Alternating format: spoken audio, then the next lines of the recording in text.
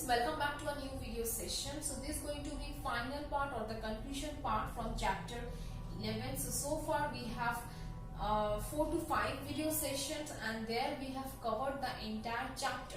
But today through this video session we are going to complete this chapter. So topics will be covered for today's session. These are the water resource and minerals. Okay, so we will see how is the water resource in South America and how is the mineral in South America.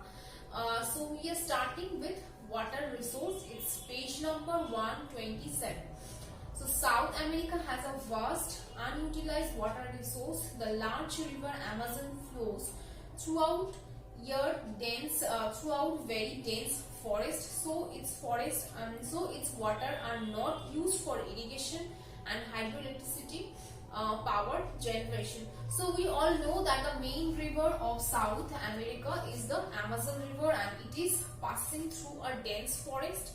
So the name of the forest is the selva, or we can call it as the equatorial rainforest. So as we all know that the equatorial climate is remaining here, and that is why we get the equatorial rainforest. And this kind of forest is very dense with high height of trees.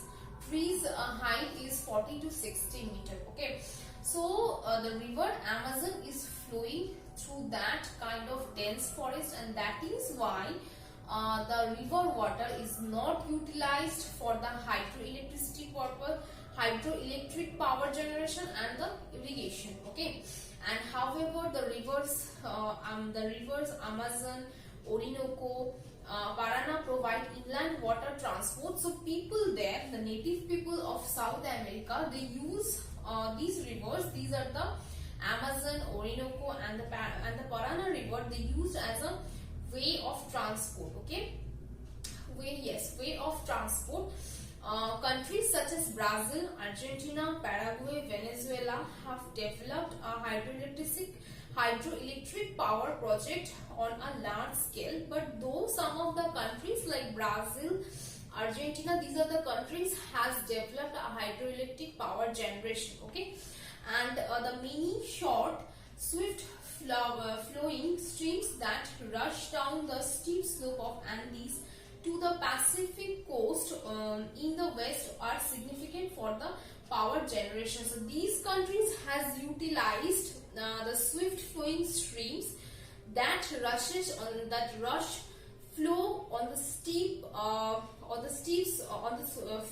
steep slope of Andes mountain.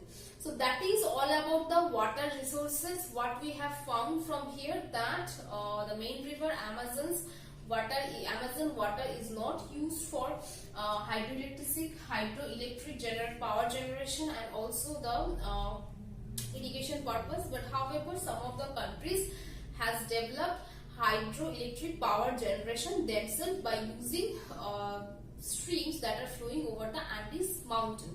Okay, so that is all about the water resources.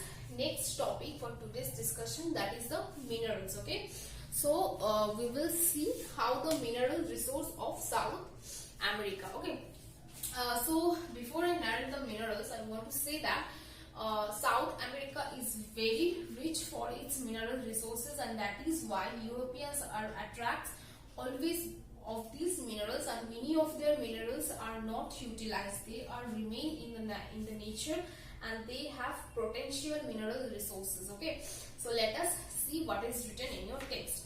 So one of the reasons that brought Europeans to South America was its rich mineral wealth. Even today, most of its rich reserves of minerals remain unexploited. Brazil, now we will see according to countries what are the minerals are there and what are the countries what are they producing. Okay, so first we are talking about the Brazil. We will discuss about Brazil. So Brazil has one of the world's largest deposits of iron ore and also has some coal and vast oil reserve. Lake Maracaibo in Venezuela has rich deposits in mineral oil. The makes up for the lack of coal. About 15% of the world's crude oil comes from this region of South America. Venezuela is the largest exporter of oil in South America. Please underline this, please mark this line, okay. So this is important, that Venezuela is the biggest exporter of oil from South America. Now is next only to the Arab countries. So we all know these Arabian countries like Saudi, what we call like Kuwait. These are the countries from Arab. These are the countries who are producing oil, and they are getting first, second and third position in production of oil and also exporting. So after these countries we get the name of Venezuela from South America, okay. And it is a member of the Organization of Petroleum Export Countries, that is in short, or the abbreviation is OPEC. So you also need to remember the full form of OPEC, that is OPEC, okay. Chile is the world's largest leading producer of copper. The largest copper mine in the world at Mata in northern Chile. Here copper is available at the surface itself. Peru, now we will see what are the minerals we can get from Peru.